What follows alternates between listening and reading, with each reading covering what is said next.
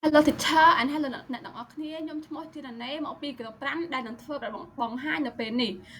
ចំពោះ problem statement របស់ពួកយើងគឺប្រជាជនកម្ពុជាប្រឈមមុខជាមួយនឹងជំងឺទឹកនោមផ្អែមដោយសារតែការបរិភោគអាហារដែលមានជាតិស្ករខ្ពស់និងកង្វះចំណេះដឹងនៅក្នុងការរស់នៅប្រចាំថ្ងៃចំពោះពាក្យស្លោករបស់ពួកយើងគឺកំហុសតាមឃ្លានកំហៀនតាមចង់ហើយនេះគឺជា problem validation ដែលពួកយើងបានមកពីការធ្វើសម្ភាសចំពោះអ្នកដែលមានបញ្ហាធាត់និងបញ្ហាឡើងគីឡូដែលពួកគាត់បានលើកឡើងថាគឺពួកគាត់នឹងអត់មានពេលវេលាគ្រប់គ្រាន់នៅក្នុងការចម្អិនអាហារឬក៏ធ្វើរបបអាហារសុខភាពនោះទេដោយសារតែការរវល់ជាមួយនឹងការងារការសិក្សានិងកិច្ចការផ្ទះហើយមួយវិញទៀតគឺបញ្ហាថវិកាដែលគាត់បានលើកឡើងថាគឺវាមានតម្លៃខ្ពស់ខ្លាំងដែលគាត់អាចចំណាយជាប្រចាំថ្ងៃបាននិងអាហារដែលមិនល្អចំពោះសុខភាពនឹងគឺវាមានរសជាតិឆ្ងាញ់និងមានភាពងាយស្រួលដែលអាចតាក់ទាញ customer ឲ្យទិញបាន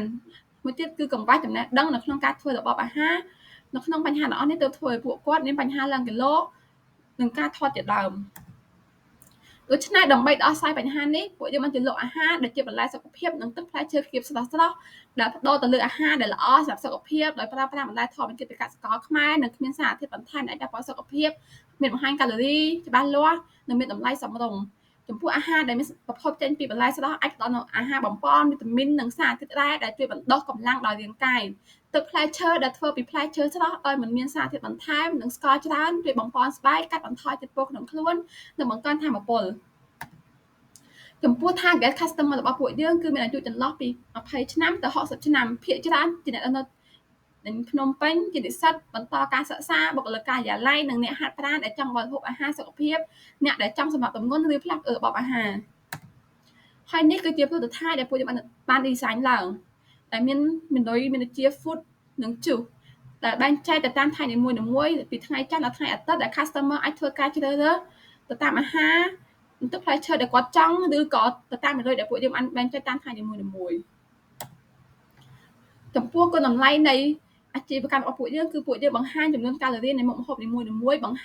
ដែលវាជួយបង្កើតភាពជឿជាក់ទំនុកចិត្តពីអតិថិជនធានាបាននូវអាហារឬបឋមសមរម្យក្នុងមួយថ្ងៃងាយស្រួលសម្រាប់ការប្រមាណអាហារនិងគ្រប់គ្រងទម្ងន់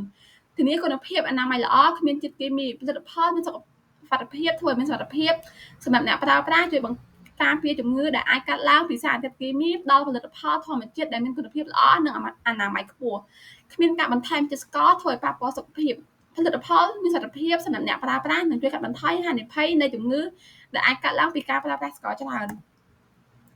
ចំពោះ competitor analysis ដែលពួកយើងបានលើកឡើងមកគឺមាន Yellow Salad និងព្រះបាយម្យ៉ាងដែលពួកគាត់មានលក់នៅអាហារសុខភាពនិងទឹកផ្លែឈើប៉ុន្តែតម្លៃយើងខ្ពស់ខ្លាំងនិងអត់បង្ហាញចំនួនកាឡូរីទេដូច្នេះពួកយើងក៏បាន add បន្ថែមទៅលើអាជីវកម្មរបស់ពួកយើងដើម្បីមានភាពពេញលេញនិងអាចតាក់ទាញភ្ញៀវបានហើយនេះគឺជា partnership និង marketing របស់ពួកយើងដែលពួកយើងធ្វើការតាក់ទងជាមួយនឹង Exilda ABA សម្រាប់ធ្វើការ payment រវាង customer និងហាងរបស់ពួកយើងផ្ទាល់និង farmer ដែលពួកយើងបញ្ជាទិញបន្លែនិងទឹកផ្លែឈើពីកសិករផ្ទាល់ញ៉ាំ24 Food Panda ដែលពួកយើងធ្វើការ delivery ជូន customer ចំពោះ market strategy ពួកយើងបានជ្រើសរើសចំនួន4គឺទីផ្សារ digital ដែលពួកយើងធ្វើការផ្សព្វផ្សាយតាមរយៈ Facebook Instagram TikTok និងធ្វើការ promotion ដែលពួកយើងបានគិតថាពួកយើងនឹងធ្វើការផ្ដល់ជូនចំពោះ customer ដែលគាត់ទិញអាហាររបស់ពួកយើងចាប់ពីលើស10ដងទៅនឹងការនិយាយតគ្នាការលក់នៅក្នុងហាងហើយនេះគឺជា team member និងរោលរបស់ពួកគាត់នីមួយៗគឺឈុនសធាគាត់ជាអ្នកធ្វើម្ហូបដែលហៅថាចុងភៅនិងពិនិត្យនាជាអ្នកគ្រប់គ្រងផ្នែកលក់តែវត្ថុសេវាកម្មអតិថិជននិងលក្ខណៈក៏ជាអ្នកគ្រប់គ្រងទីផ្សារនិងកណ្ដាលចំពោះខ្ញុំគឺគ្រប់គ្រងការដឹកជញ្ជូននិងការគ្រប់គ្រងសេវាកម្មអតិថិជនចំពោះចំនួនដែលពួកយើងបានមកគឺការលក់អាហារនិងទឹកផ្លែឈើនិងការដឹកជញ្ជូនដែលពួកយើងគឺធ្វើការ delivery ចំពោះ customer ដែលនៅជិតហាងរបស់ពួកយើងផ្ទាល់ចំពោះ scalability ពួកយើងគឺមាន3ដំណាក់កាលគឺរយៈពេលខ្លីបង្កើតគំនូរអាហារទឹកផ្លែឈើមានពណ៌មានកាឡូរីចាប់ផ្ដើមជាមួយនឹង menu 4ទៅ5មុខលក់នៅសាលា event ផ្សព្វផ្សាយតាម Facebook Instagram TikTok ប្រមូលមតិយោបល់និងរយៈពេលប្រជុំគឺបង្កើត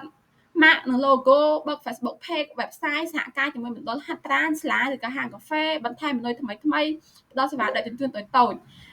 រយៈពេលវែងពួកយើងនឹងរកទីតាំងល្អជិតសាលាឬក៏កន្លែងហាត់ប្រាណផ្សារបើកហាងតូចឬក៏ studio ចុះបញ្ជីអាជីវកម្មសហការជាមួយនឹងឯកទេសអាហារកីឡាលក់នៅក្នុង mini mart ផ្សេងទៀតរៀបចំផែនការបើកសាខាថ្មី